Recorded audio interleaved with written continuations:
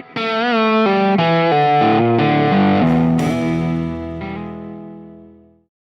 everyone. I'm so happy to be here. Hi. Well, I guess let's dive into some Ernie Ball stuff. All you guys have pretty incredible guitars, and I want to know how'd you guys first get involved with Ernie Ball? What drew you to the brand? So, yeah, I'll just go around in my screen. Jason, do you want to start? Sure. Well, what brought me to the brand first, honestly, was well, I found out about it because John, back when I was in I think like middle school or so, I found out about Dream Theater, wanted to learn how to play guitar, found out about that guitar, and then I saved up like over a year to get the JP7 Pearl Redburst, and then when I started touring, around like 17, got in contact with Derek, and then the relationship just grew from there. And then like 5-6 years later, something like that, we have those back there now.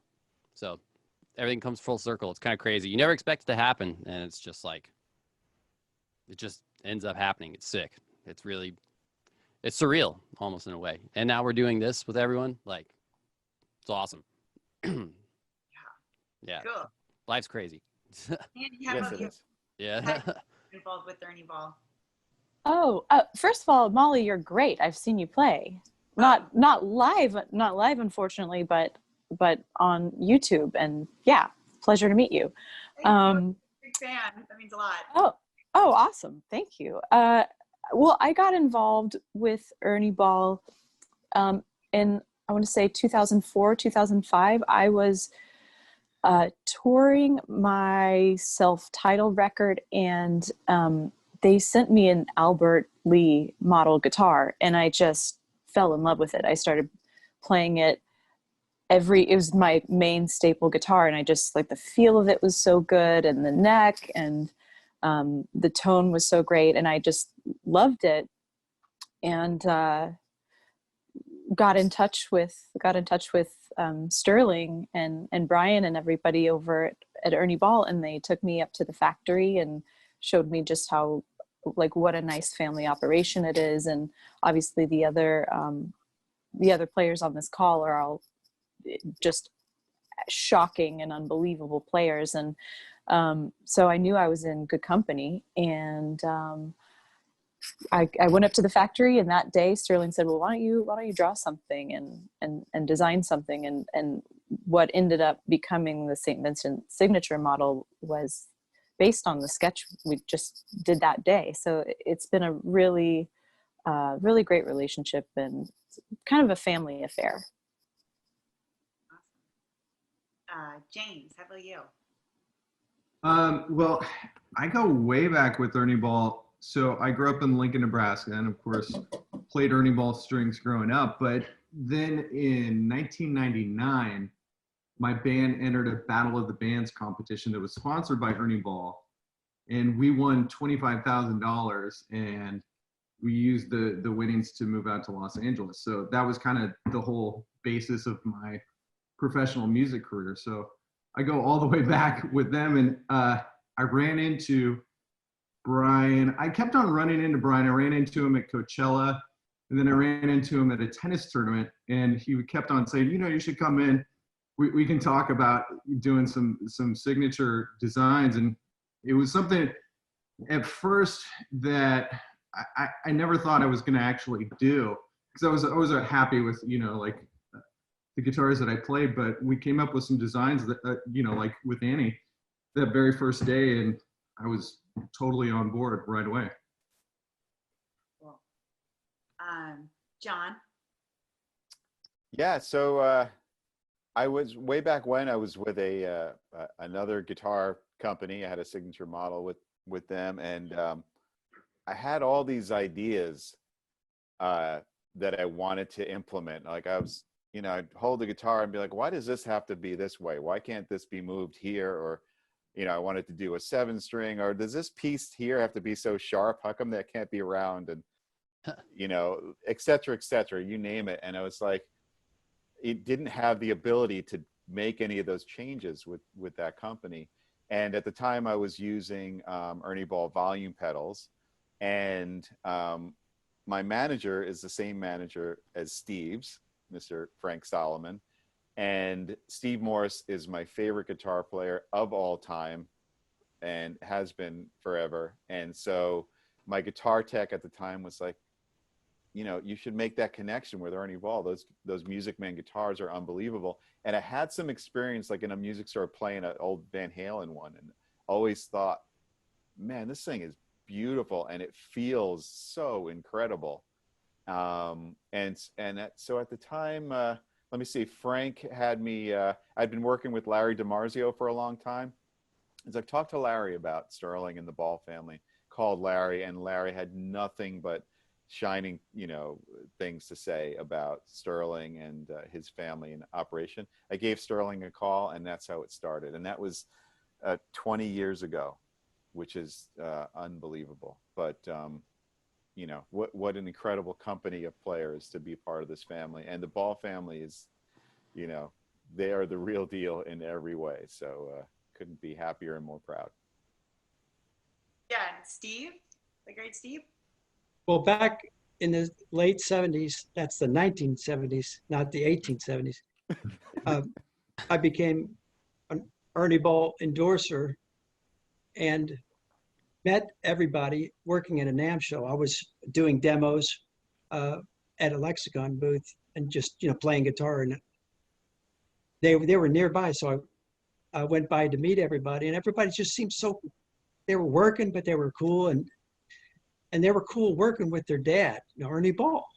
So I got to know the brothers and Ernie Ball, and because I was a pilot and Ernie was a pilot, we had that connection also. So we had sort of similar personalities, you know, thinking of a lot of different things. And so we started with a really good relationship. I liked the way that the company was run, that, you know, a handshake was better than a contract, and things like that, that I really believe in. So when Ernie and Sterling bought Music Man from Leo Fender, they were just going to make the basses, and Sterling said, what about, you know, design a guitar, you know, that you would like to play? We'll just build it, and if you like it, play it. If you don't like it, don't play it. Or just keep trying, you know, different refinements until you do love it. I said, well, I've been through this with 2 other companies before, and it just didn't work out. But if you're really willing to listen to what I want and the parts that I want, like for instance, I had a signature DiMarzio pickup that I really wanted to be incorporated, and I wanted, you know, a bunch of pickups and you know, different layout than standard. And they said, no problem, let's do it. I said, well, what about wood? Can I change the wood? Yeah. What about the you know, the neck length and the number of frets? Yeah, whatever. So we started doing it, and before I knew it, I had a guitar that I played more than my Frankenstein that I'd had, you know, pretty much most of my playing life. And that kind of surprised me. And I said, you can't make another one like that, can you? Oh, yeah. So now I had 2, and the ability to have just like, there's a spare guitar that's the same as the guitar I'm playing. It was an unheard of concept, because I tried to duplicate my handmade guitar, and each time I did, you know, it was a disaster. Of course, you know, I'm a guy with a hammer and a chisel, not a craftsman like Dudley was when he was making these by hand. But anyway, they made it like I wanted, and I just naturally gravitated to it. And that was it. There was no contract, no big business deal at all. It was just, hey, this is awesome. I can use this. And I just took the guitar and went off and started playing gigs. And that's all I wanted from the deal, was a guitar that I could play, that balanced perfectly, that sounded like I expected, and of course felt very comfortable to play, and, you know, high quality and reproducible, but still handmade attention. So all those things put together, that's how I get into it. I got into it reluctantly. It started with me saying, I don't know, I don't think so. And it ended up with me going, heck yeah. That's a good ending. Yep. Cool. So next kind of question. Some players have spent their whole lives designing the guitar of their dreams. Others are looking for ways to elevate existing designs or make them more practical as working tools. Where do you sit on that spectrum? John, you want to start this one out? Sure. I'll start this one out. I'm into the whole innovation thing. You know, I mean, electric guitar, I guess it hasn't been around for that long when you think about music in general. But you know, certain designs have just kind of been established for a while. So, you know, for me, my whole thing is like practicality, ergonomics, and like just asking questions. Like I said before, you know, does this part have to like dig into my stomach over here or whatever? Like, does this part have to hurt my wrist every time? So the idea of being able to innovate certain things about the instrument that are practical, that I discovered that most players sort of feel the same way. You know, it's like, why does this have to be over here? Like, that's kind of silly. Let's put it, it makes more sense to me. You know, a good example would be like on the Majesty, on all my guitars, the controls are in the arc of your arm as you play. So if you want to hit this, it just naturally goes there. If you want to hit this, it's always been on that arc. And it's one of those things that I thought, why are guitars always so awkward where you have to reach over here to hit this switch, or it's like, it's on a, you know, up and down kind of perspective when your hand doesn't go up and down, your hand is on an angle. So little things like that. And so with the Majesty, I think we sort of nailed it. And, you know, that's a testament again to Sterling Ball and Brian and Scotty and the whole family, and how like they're into the spirit of like being innovative, pushing the boundaries, doing things that are new, listening to us as artists who have these ideas. And like Steve said, saying, yeah, we can try that. And we won't stop, in fact, until we get it exactly right. And it doesn't, you know, things like, will this be marketable? Will people like it? Will it, they don't come into the equation. It's like, you know, if you help us create something that is your ultimate playing machine, not to steal the BMW slogan, but you know, then you're going to believe in it, and it's going to have this, you know, genuine appeal to it. And if other people like it, great. And that fortunately is what happened. But yeah, I definitely sit in that area where innovation and asking questions is a big part of the way that I like to develop the guitar.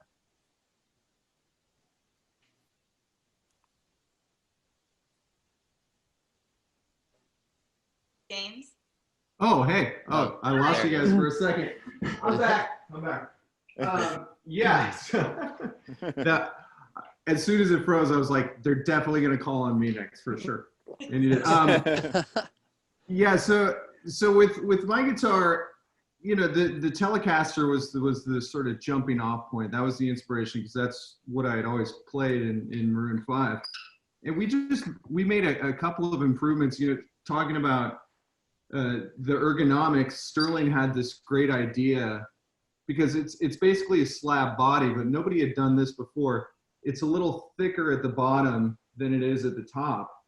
And so that wedge sort of design, it adds to the ergonomics of the way that it sort of lays against your body, which is better than just a regular slab body. And it also took off some of the weight, which is important, because I think, you know, we all would prefer lighter guitars especially on stage. So, you know, and that was like a really simple idea that I was really surprised that no one had thought of. And, you know, for the overall look of the guitar too, we wanted to do something new, you know, like just to make another version of, you know, the Telecaster or the Stratocaster. It's like, what's the point of that? And so we really, like with the design of the body, we wanted something that was like vintage inspired, like looks like something that you could pick up in a pawn shop, but that didn't exist yet. And so, you know, I think we we ended up with something that was sort of like that. I was really happy with the way the design process went. It turned out to be a lot of fun. Annie? Yeah, I mean, we'll say kind of similar things to what everybody's saying, where you know, Sterling and Ernie Ball, they really want to make tools for artists. So I had a lot of the same feelings, like, oh, why is this here? Why, you know, and kind of with every aspect of the guitar going, why is a knob shaped like that? Does it have to be shaped like that? Or why is why is the body shape typically like this? Why can't we make it more angular? Or so that was kind of the thought process. Definitely, I wanted to make things as light as possible, because I'm a small person, and you know, just all of us, I'm sure, have seen chiropractors and physical therapists and stuff from all the touring and playing. And so as light as possible. And I wanted it to be as comfortable for me sitting and playing as standing and playing. So we took a big kind of chunk out of the top of it, so that the sort of the point of the guitar rested more on your like sort of on your chest bone. Hard to explain, but the point is just way more comfortable for sitting and playing, and comfortable for a lot of body shapes of any gender. And yeah, I would say that just the whole process was like, make your dream guitar, and that's really what I did. And I think it's the same kind of principle applies with writing music, where you follow your inspiration, you follow your heart, and you just hope that other people like it. And that's the same thing that happened with the guitar, and it turns out other people liked it too. Steve. Okay, well, for me, I thought we should start with the things that I liked about Fender. And, you know, this was Leo Fender's company, Music Man. So one of the things that I liked was the neck radius and the scale, you know, the number of frets per foot or whatever. And I, after looking at the layout and where the pickups needed to be, I said, we could put one extra fret there, so I could hit a high D on a fret, but no more, because otherwise the position of this pickup isn't going to be right for the sound. Then the signature concept of having the Music Man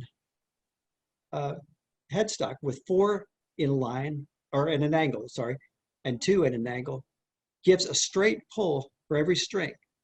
And the higher strings are so close to the nut that you don't have to have that string tree that I had to have on the Fender, which was a source of a lot of friction and tuning problems and just general frustration for somebody who was into the well, really into the tuning part of it. Then the next thing was the location of the truss rod on my Fender was hard to get to. You had to come in here at an angle. Well, they made this really cool wheels shape, like almost like a Ferris wheel, that you could put a nail in any one of those holes and make a small adjustment very easily. In a matter of seconds, you could adjust the truss rod. And now suddenly the truss rod adjustment goes from, oh my God, you're not going to try to do that, are you? To, hold on, done. You know, when you go from the desert to a gig in Miami, you need to do a truss rod adjustment on any guitar, unless it's made out of some kind of glue from outer space or something. So it goes all the way down. You know, here's the knobs. I like the way the knurled knob was on the Telly, but the placement was wrong. And like John was saying, you know, put things where they feel natural, so you don't have to search for them. And I already worked that out with the hammer and chisel on my Strat Telly Frankenstein model. But then and they custom made a stop tailpiece for me, and the bridge has been, well, we've had a lot of different versions of that, but we sort of arrived at a playing position where the strings are close to the finger, close to the pick guard, and because for most of my life I have had a resting hand position while I picked. So anyway, one thing after another, taking the things I liked, improving on it. Another thing was my Fender had 4 wood screws. Now this is my original. I chopped this down with a grinder in my shop between gigs because I had broken my wrist and had a cast on, and I couldn't reach some of the frets because this was squared off like a Fender. Once I ground it down and I told the guys at the factory about it, I said, I think we got enough strength here. And in fact, I can still get that screw in to some extent. Why don't we make that radius heel into the design? And sure enough, as usual, they're totally open to it, and it worked great. So still we got more attach points than the Fender, but it's ergonomically better. And the wood, they always pick the right samples of wood so that the guitar balances perfectly. When I set it on my knee, no hands, it just sits there, perfect. So it's effortless to practice. Obviously you have to do the work, but that's what it was all about, was incremental improvements. And I was starting with a basic idea that I liked, but I wanted it better, and they did it. Oh, one more thing I should add is the nut was, went from a straight where the ramp on each string was exactly the same, say on a Fender, to the Buzzy Featon style where each string has a different fulcrum, spaced, left or right of the nut, looking at it from the side. So the G string, for instance, would be further this way, the fulcrum, and the D string would be further this way, in order to allow you to play like an E major chord in open position without having the G string go too sharp. Stuff like that. I think I said that wrong. Maybe I said that backwards. But anyway, there's a big difference between the wound D and the unwound G string. And these little attention to detail things add up over the entire guitar to being something that it's just part of you. This goes around the world with me because it's super comfortable. Oh, I'm sorry, I can't even stop talking. There's one more thing. I carry my guitar in a gig bag and I carry it everywhere. So I wanted to be able to get it on those small commuter flights in the overhead baggage compartment. And that meant getting a couple, between 1 and 2 inches shorter than the Fender that I had. And sure enough, this headstock did it perfectly. I can put my guitar inside a 3/4 size case, a zip up gig bag, put it under my shoulder, give them the ticket, walk in and get it in any of the overhead compartments, except of course in domestic flights in Australia or BA in Britain, where they just won't let you have a guitar on principle. Yeah. They're very weird. I've experienced that before. I'm arguing with it. What are you talking Anyway, there's tons of reasons. Oh, Yeah.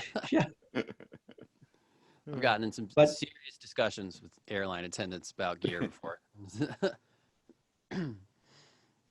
They don't realize this is how you make your living, and they want to just take it away and put it in the crusher. It's like those trash compactors is the way that I see the underbelly of the airline. Right. Oh, I've had a ribbon cable from inside my Axe effects come detached from them, like dropping a rack. Wow. Like took it out and could hear something inside. I opened it up, and it was the ribbon cable that attaches from the input to the motherboard just came dislodged entirely somehow. That's something, that's one of the number one failure points, that and cracked solder joints. Yeah, I agree with all of these upsetting airline experiences. Yes. How about you? I'll go ahead and grab one of mine.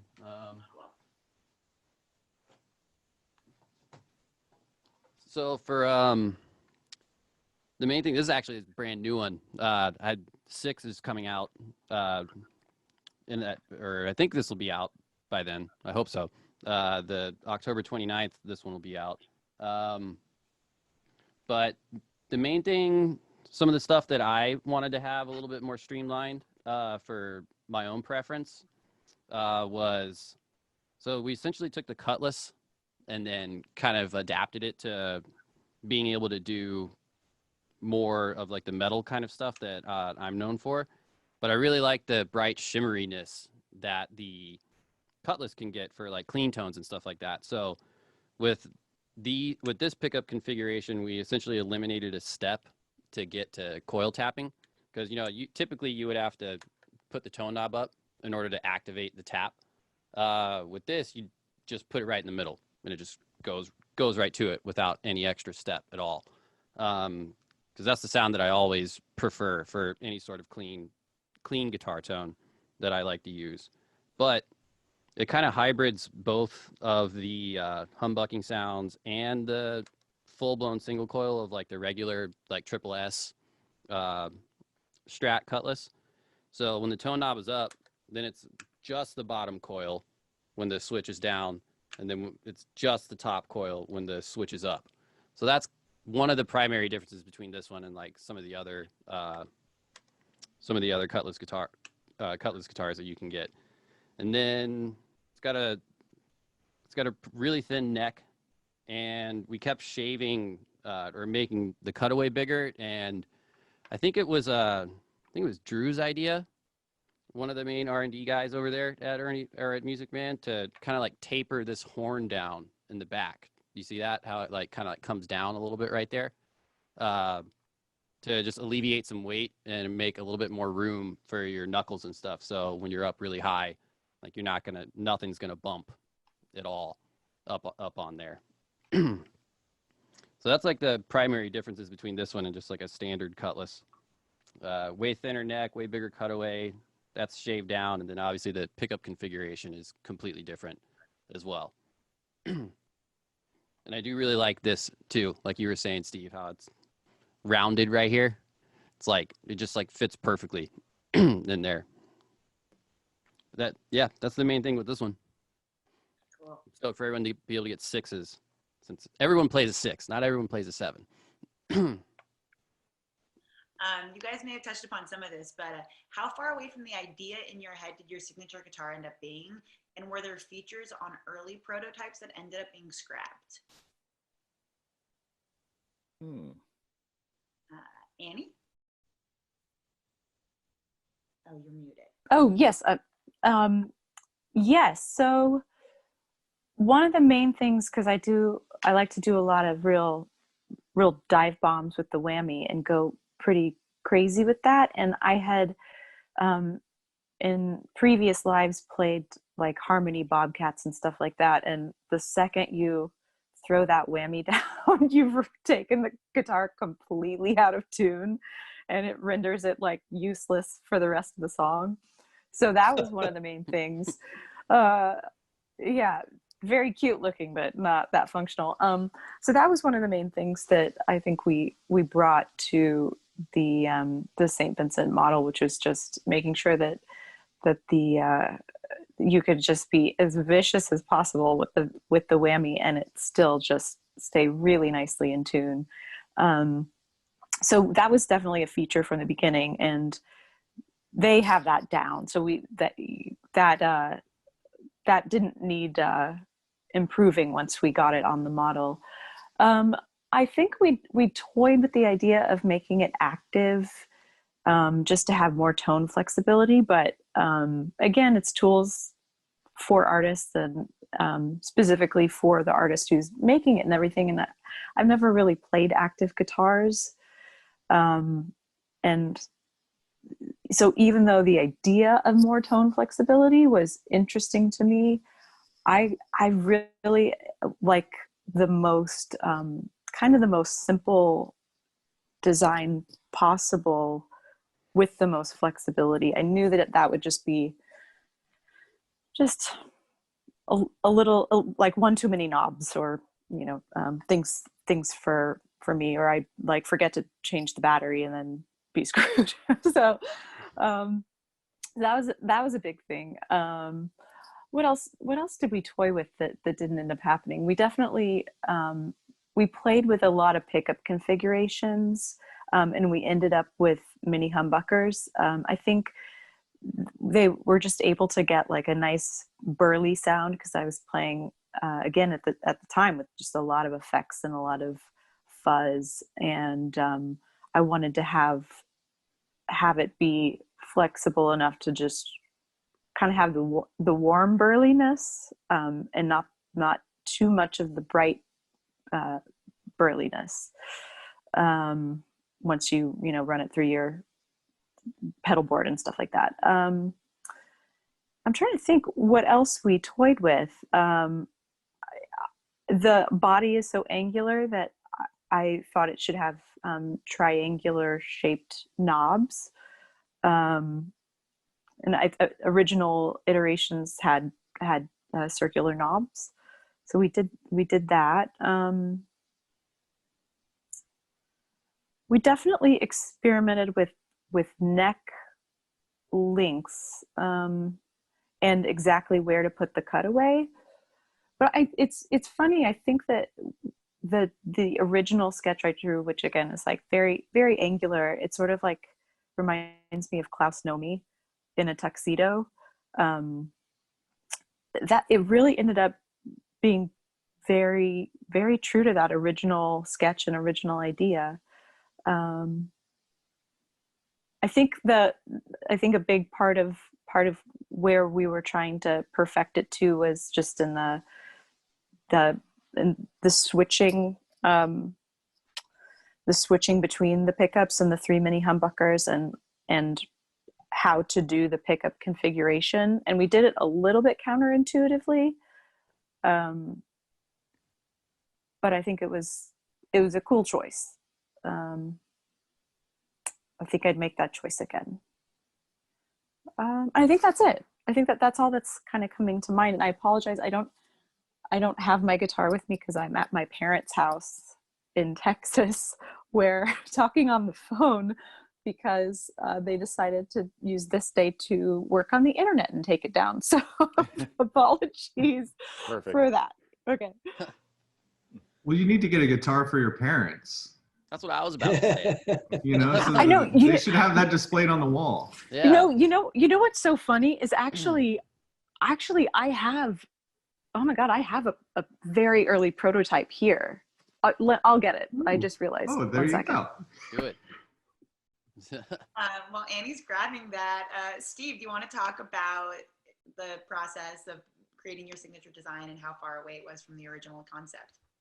Yeah, like the things I've said before, all still hold true. My early prototype was very close. And one of the weird things about it was I'd wanted a synth module built into it. And back then the Roland synth was what I was using. And it had this just gigantic blob of electronics, this brick that was, Dudley had to fit in there. And it came along with like a 25-pin connector, for the synth, and of course the regular audio out as well. So that obviously that didn't last. It was just a bit cumbersome, a little bit more weight than I wanted, but it worked great.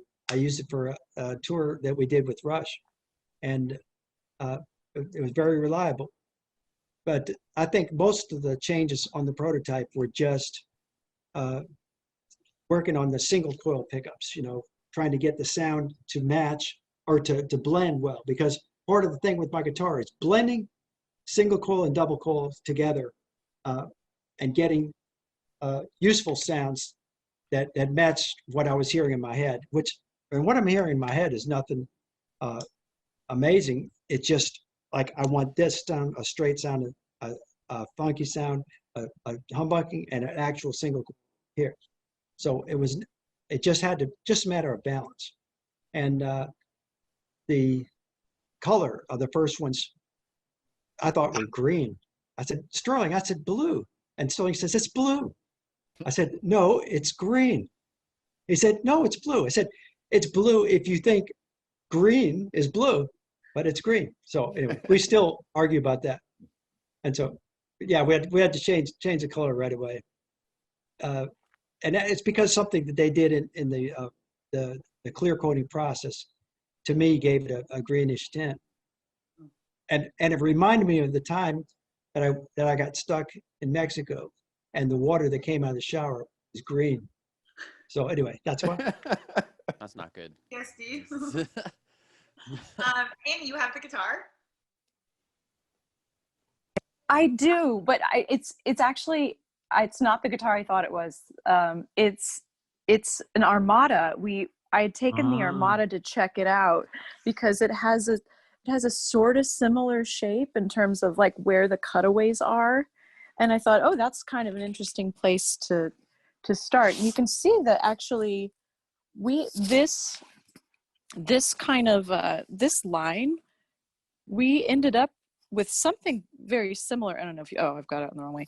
We ended up with something kind of similar in terms of where we put the angles on my guitar. Yeah, so I was playing with this. You can see it. It has all the guts hanging out and stuff. So this is one that I was toying with, and I think that I really liked where the cutaways were, but I wanted to make something that was where the Armada has curves. I wanted to make it more right angles and less flowy and more rigid.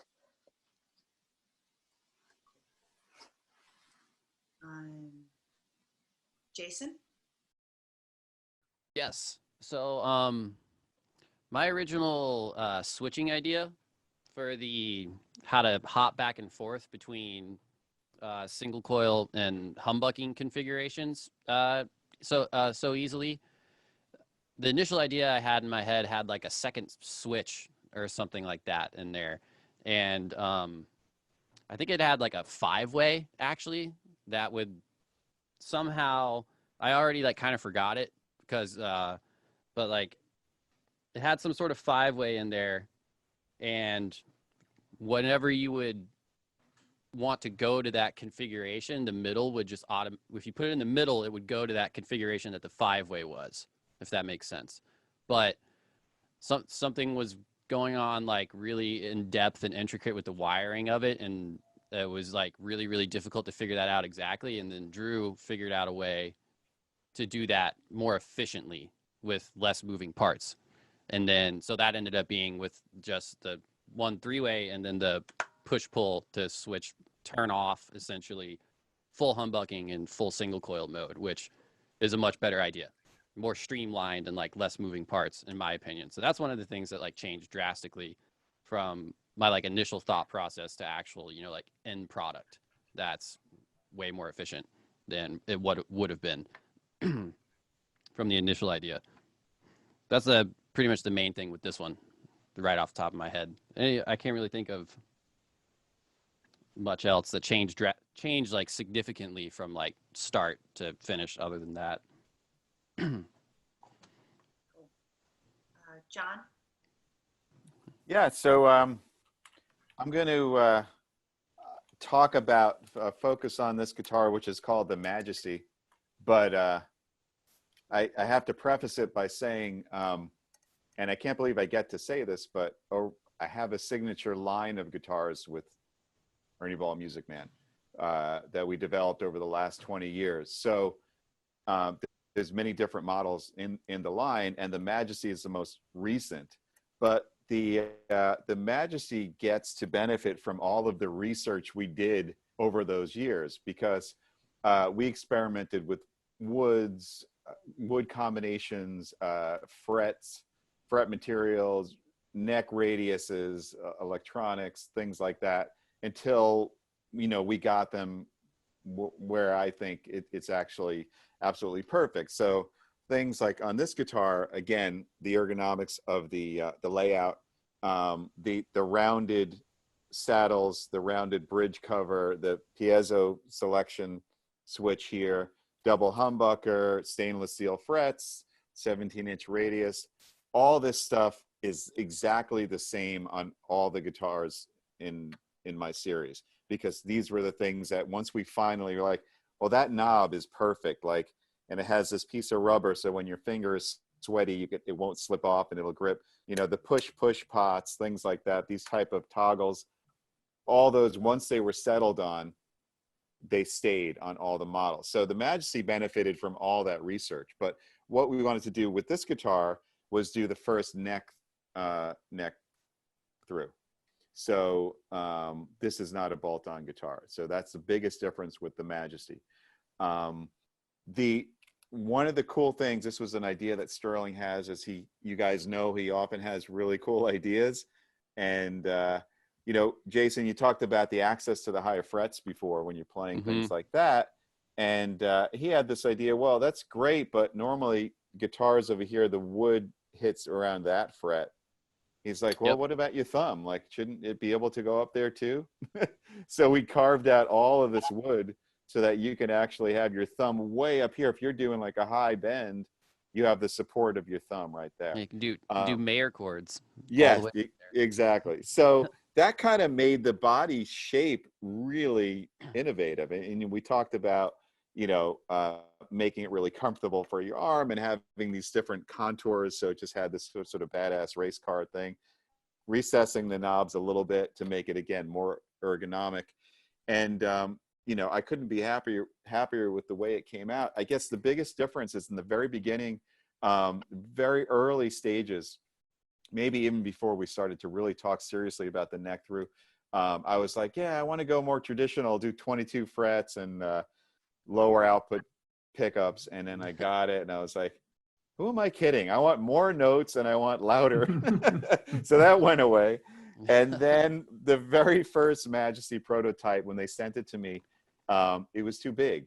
That was something we didn't anticipate. They sent it to me, I got it, and I was like, this shape is really cool, but I feel like I'm playing a bass. Like the guitar was really big. And so that was a major change that we did, is we took the whole design and, you know, shrunk it down into where it is today. So that was probably the biggest difference.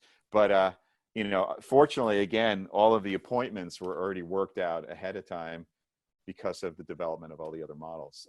So that was set in stone. It was just the size and getting the shape right. And Drew, you know, he's a genius, and he designed this guitar.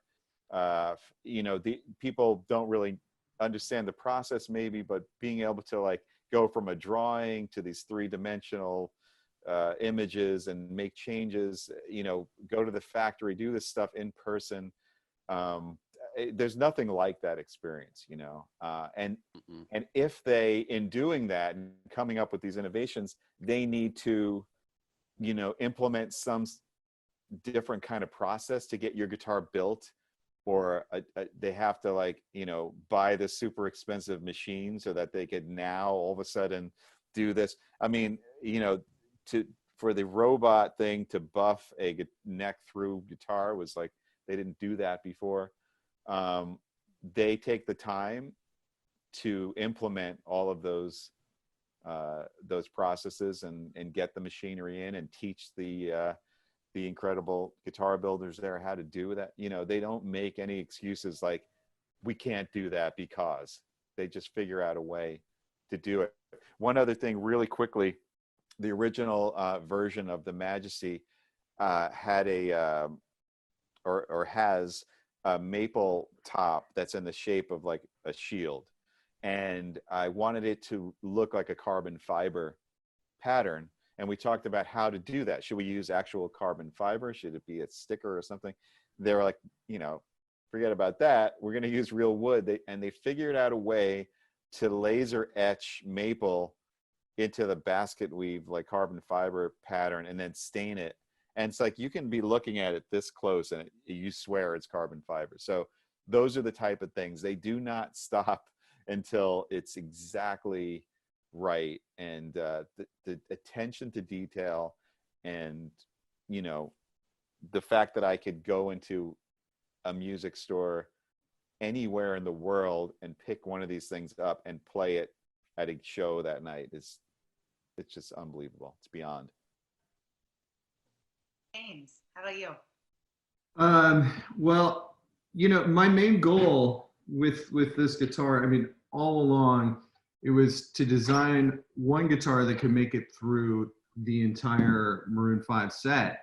And, you know, we've got like a lot of different types of songs. So that was the thinking, but we've got like the more of a Fender Telecaster style bridge pickup, and then, you know, more of a humbuckery Gibson style in the neck. And between those two, you know, in the middle position, I've got all the sounds that I need for our set. And in terms of the development, you know, being on tour while we were developing this guitar was really important. I don't know, like, do you remember being on tour, guys? Like, you remember playing Absolutely. You got to test it in battle. Kind of.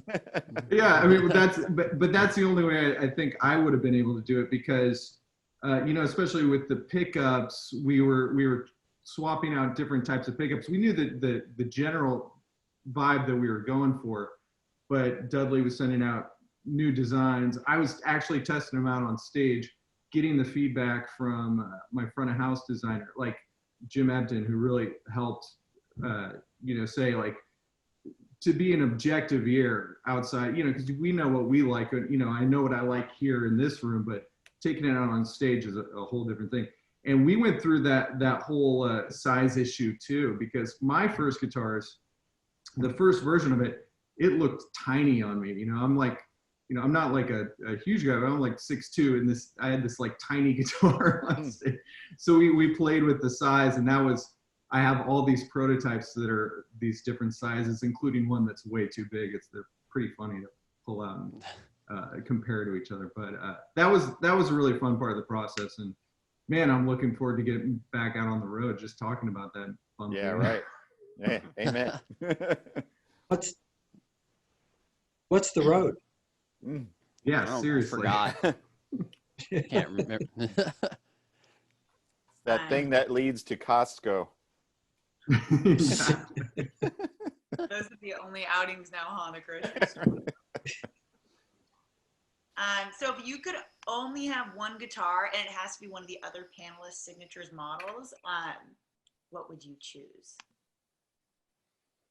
Oh Anyone man. know right off the bat? Well, I'll just say this. For so many years, from when I first heard Steve Morse's The Bash, and I tried to play it, and, you know, couldn't play it, and still try to play it, and actually played the song with Steve on stage on Long Island once. I don't know if you remember that, Steve, and did my best to wreck it. I would have to say Steve's guitar, because maybe then, if I had Steve's guitar, maybe I could finally play the Bash correctly.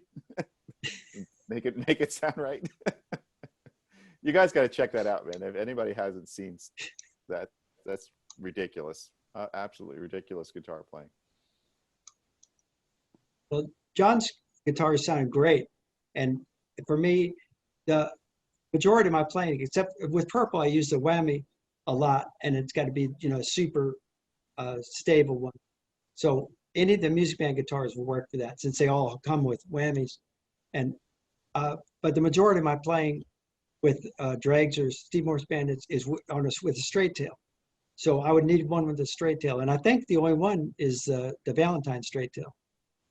That's in the whole lineup, except maybe, does Albert's have a straight tail? I'm not Albert sure. Lee? I don't remember. I'm pretty I sure think it's got a there's a bar. straight tail. So Annie would know. I never seen him use it much, but I know that yeah. And So one of the straight tail models, but also with the John Petrucci models, you have to have, the asbestos coating for the Yes. speed of the right hand. Well, for me, it's easy. Now I love Annie's guitar, and I've got one in my custom buttermilk color. But this was given to me. I think this is like it's a BFR. That's an old one. JP, Yeah. yeah, Mhm. I think a 15. Nice. They gave this to me, while I was just starting to develop mine, and I love this. I mean, the fact that it's here in my studio, because I keep most of them down in storage in the garage or at our storage space, because I use it all the time because it's Awesome. super versatile. You get tons of sounds, and I actually was using this on stage with Maroon for a while because it's got the piezo out, which I was using on a couple songs. I was blending like a big power chord sound with the acoustic coming out at the same time, and it just lifted this chorus. It was an awesome combination. So that's a really good idea. And this, I mean, it's just a killer guitar. I mean, this is, for me, this is like, and I got one in black because it's just like, boom, this is just a workhorse that I can use for all kinds of different stuff. So there's my answer. Awesome. Glad to see you're enjoying it. That's fantastic. I love it. Love it. Annie and Jason, I want to hear from you guys. Well, before I had mine, or we started making my guitars, I pretty much just exclusively played the JP 7s, all of John's 7s. I don't discriminate. I have almost every single one of them, each model. I think the only ones I don't have are the X, the JPX, and I actually don't think I have an 11. Ah. I don't think I have one, at least one of each of the other ones, but I don't think I have an X or an 11. We'll have to finalize the collection. I'm okay with that. That's fine with me. Derek's still here, so he heard that. But yeah, one in particular would be the Majesty for sure. If I had to pick one, it'd be the Majesty. How about you, Annie? I'm going to say they're all sick. I know that's not the right answer. I'm supposed to choose, but I just think I've played all of them. I just think for different reasons, they're all awesome guitars made by awesome players. Absolutely. Before we end, I'm just that. curious. Oh, go ahead. Sorry, I cut someone off. No, I was just agreeing with Annie. Yes, Great. that is Good the answer. right answer. Yes. It's a trick I love question. all my children. Yeah. Man, It's we not all a blew it. competition. I am curious, what is keeping you guys sane during this time? Annie, you want to start? Is there anything that has kept you from losing your mind? I think, working on a new iteration of this guitar has been really, really fun. Finishing records, that's been fun. And also, I love espionage in the Cold War. It's too much to say I love Stalin. That's not what I mean. But but I'm just like, okay, human beings have been like barreling through the world for many, many, many years, and wow, we haven't seemed to learn like that much. So that's I'm just on a real, Stasi, East Berlin. That's where my head's at, besides with music and guitars. So the gulags. Yep. Cool. Who else? Anyone else have like a trick to stay sane right now? A trick. Well, for me, I actually, Dream Theater was on tour until the end of February. And as soon as we got back, beginning of March, I started working on my second solo album. I haven't done one for 15 years. So it's like, one of those things I just never had the time to do. So I was able from March to May, I was in the studio 5 days a week, and that definitely helped with my sanity, and was able to get the album done and get it out. So to be productive, I think was not only good for me, it was good for my family, for everybody to see, that there's a semblance of normalcy and positivity, even during this like really insane time, that you could be productive and stay positive. And, my family and I, we got into the show Ozark. That was a big one. And now we're rewatching all of The Sopranos. So things like that. It's an awesome album. Oh, thank you, Steve. That's an awesome album. I was lucky enough to hear it, and just amazing. I've discovered that since I've stopped making an income, that I'm busier than I've ever been in my life, because literally everything. Well, now that you've got time, and all my friends are like, well, hey, now that you're not touring, could you just do this, this, this, and this, record this, write this, help me with this, let's check out this. I need you to review that. And I'm busy, like I said, I'm busier than I've ever been. And I do lots of outside projects during the day, try to keep busy with that, running the farm. And one of the challenges I took on during this was figuring out ways to recycle things, wow, if I just chop this piece of metal and weld it to that, I can make this bracket instead of going out and trying to buy it. And doing all kinds of stuff like that, just diving into projects that look like they would be too much to tackle. And of course they are too much to tackle, it turns out, but I can still, because I'm not going on tour, I can keep chipping away at it till it gets done. I saw the time, and I know that some of you guys do have to go right now. But is there a short thing, John or Jason, you want to share? I've been writing as well, or working on my next release. Lots of video games. Binged through a couple shows. Hannibal, if you guys haven't watched that, is pretty wild on Netflix. This also takes up a lot of time, and he's only like 4 months old right now. Or not even. He's probably like almost 4 months. So he crapped in the bed earlier. So stuff like that. Cool.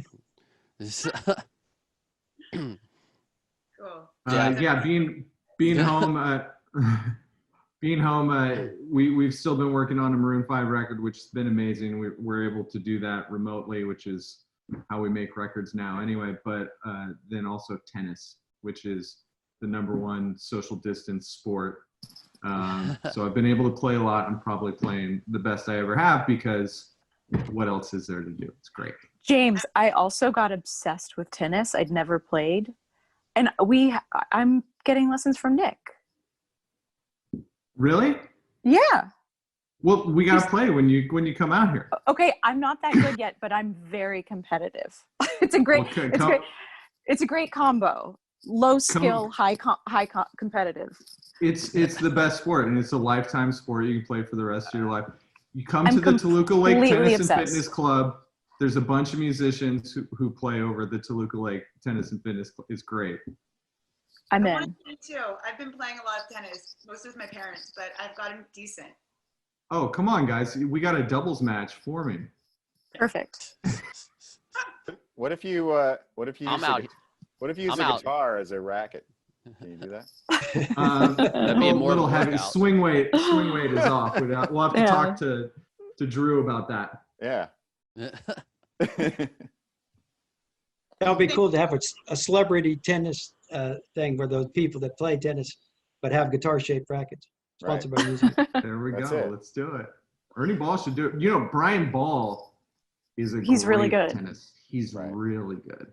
I saw him the other day. We talked tennis. Awesome. Yeah, no, he shreds me every time I go up to San Luis. So why hasn't this been done before? Guitar-shaped tennis rackets. Come on.